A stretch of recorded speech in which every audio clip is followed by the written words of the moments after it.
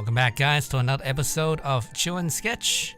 I'm your host, Mighty Leafy, and today I'm going to be drawing Raphtalia from Tate no Yuusha, or as it's called in English, The Rising of Shield Hero. Right, so the first sketch came out a little bit more rigid than I would have liked.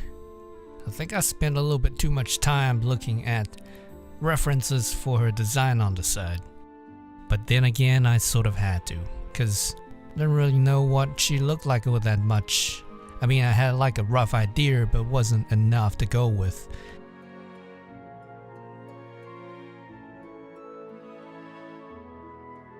By the time I got around to the second sketch though, I felt like I had a pretty good grip on, what her basic design revolved around.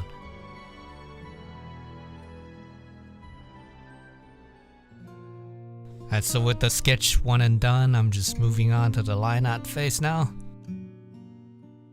Starting off with the face as per usual, I'm just adding bits of shading here and there because I sort of knew that I wasn't really going for a full color look on the final product. I've actually only picked up this series a couple of weeks back. It's pretty good. I do like myself some fantasy type stuff. Didn't know it was gonna be one of those isekai type deal though. But that's okay. I mean, I know this genre has become just a little bit oversaturated in recent times, to say the least. Ever since Raid Zero took off, I don't really care about that stuff. If it's a good series, it's a good series. And I think it's a pretty good series. So I might switch to manga though, because I don't know. I feel like the anime's sort of skimping on some stuff. I had a little read of some of the chapters the other night, and some of the stuff in the manga wasn't in the anime, or at least it wasn't in the proper order, so I'm not too sure what's going on there, but I'm sure I'll find out.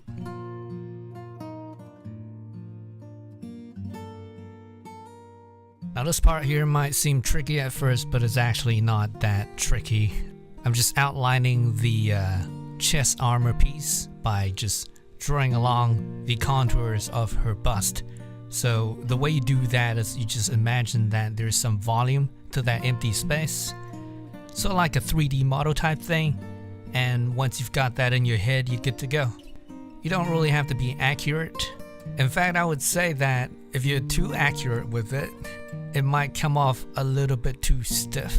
So what you want to do is you want to make it look a little bit more natural and organic. Did that sound dodgy? Maybe it did. I don't know.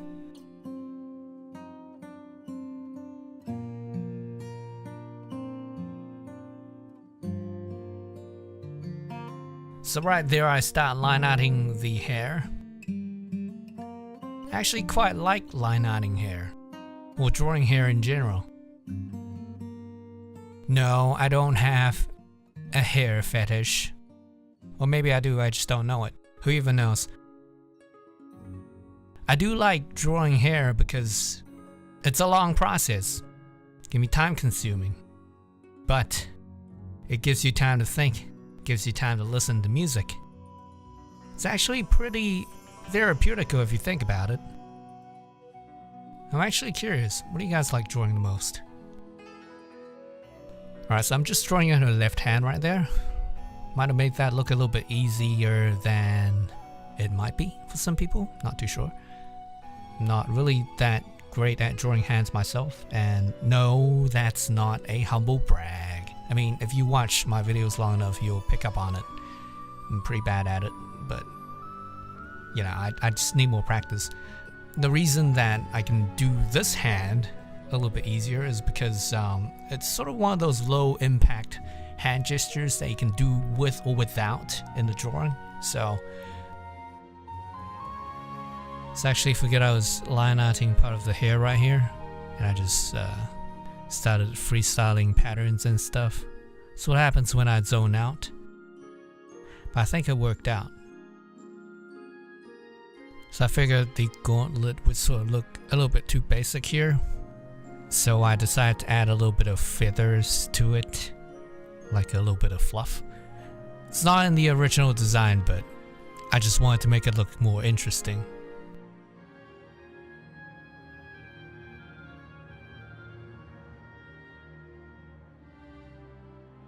So for those wondering what program I'm using, I am using Photoshop. I used to use Paint Tool Sai as well as Photoshop. What I would do is I would do the line art on Paint Tool Sai, and then I would carry the line art over to Photoshop to do the coloring stuff, because Photoshop had better layer management tools.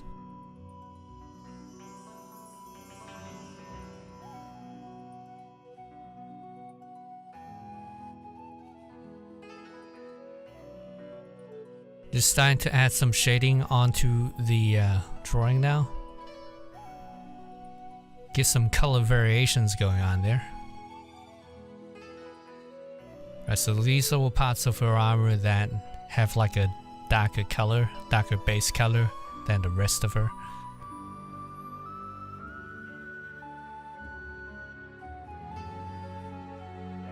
Right there, I almost forgot to do her side extensions once again. I had forgotten to do this on the previous sketch, and I had to add them in like at the very end. Just shading in the chest area right there. I might actually do a video on how I sort of break down the shapes around the chest or just the torso in general. Let me know if you guys would like that. So right here I start working on Raphtalia's sword. I initially thought that her sword was just some generic design sword from like the blacksmith or something like that. That was far from the case. Actually had like some design elements to it, so I took the easy approach and I just laid it out, you know, flat, and I put all the designs in because it's easier to like lay out the designs on a top-down view. After that, I used the transform tool to sort of force in the perspective. Now if I was doing this on paper, I would still lay the design out, you know, figure out the design on a top-down view, and then just carry the design over with like a ruler or something.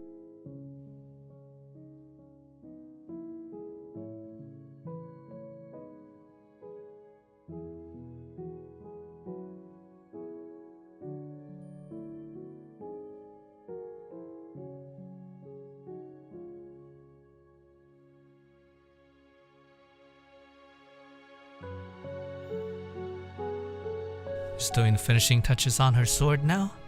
The sword hilt, to be more precise.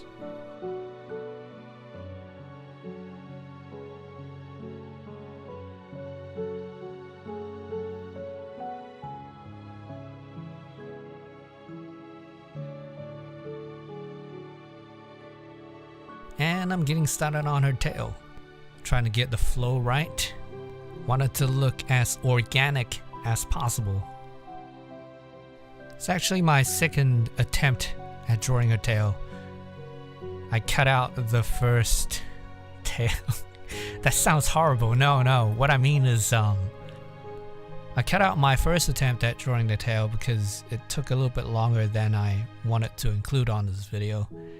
I didn't even get it completely done, to be honest. Like, by the time I was halfway done, I zoomed out and it looked horrible, and I was just like, well, let's just redo it because it's easier than fixing it, you know.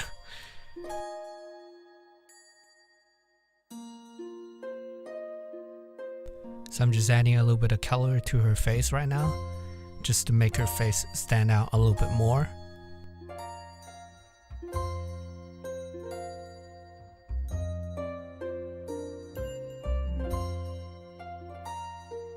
Doing the base color for her hair.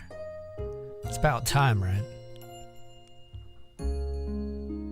I just knew that there was like a lot of base color I had to do once I get to this point, so I guess I sort of put it off in my mind, you know?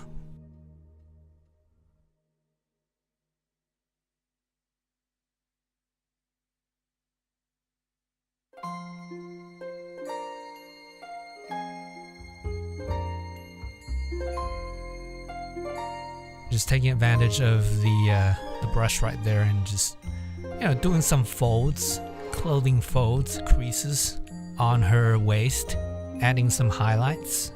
The highlights really do help certain aspects of the drawing pop out.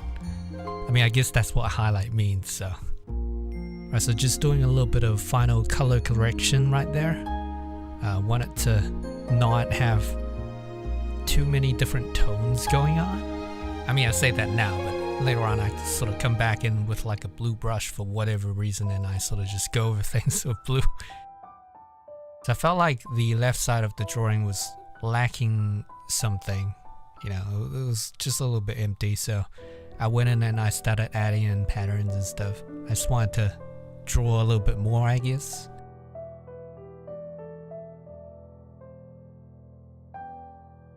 Right, so I'm just bringing in the blue airbrush now. Just adding in the gradients, I guess. Just for some variation, yeah. Right, so I'm just writing your name in my ghetto calligraphy.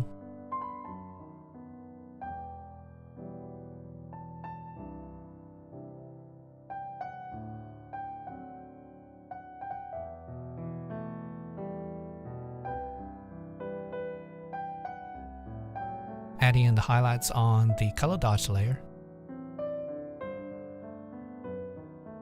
Putting a overlay of texture on top of the drawing just to lessen that clean digital drawing feel. And here I'm just adding in her ribbon. I actually almost forgot her ribbon. Like I got a little bit too caught up with all the other stuff happening in the drawing, so.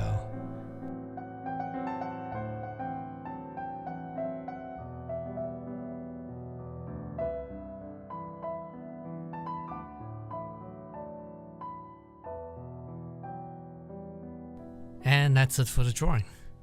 So this drawing took about 5 to 6 hours in real time. Anyways, hope you guys enjoyed the video. Subscribe to the channel if you want more of this stuff. Gonna be trying to put out more of these videos. I think they're pretty relaxing to do. Also check out my Discord server if you guys are interested. And some of my social media website stuff. I don't really post that much. I just post drawings and stuff. But anyways, with that being said, I'll catch you guys next time.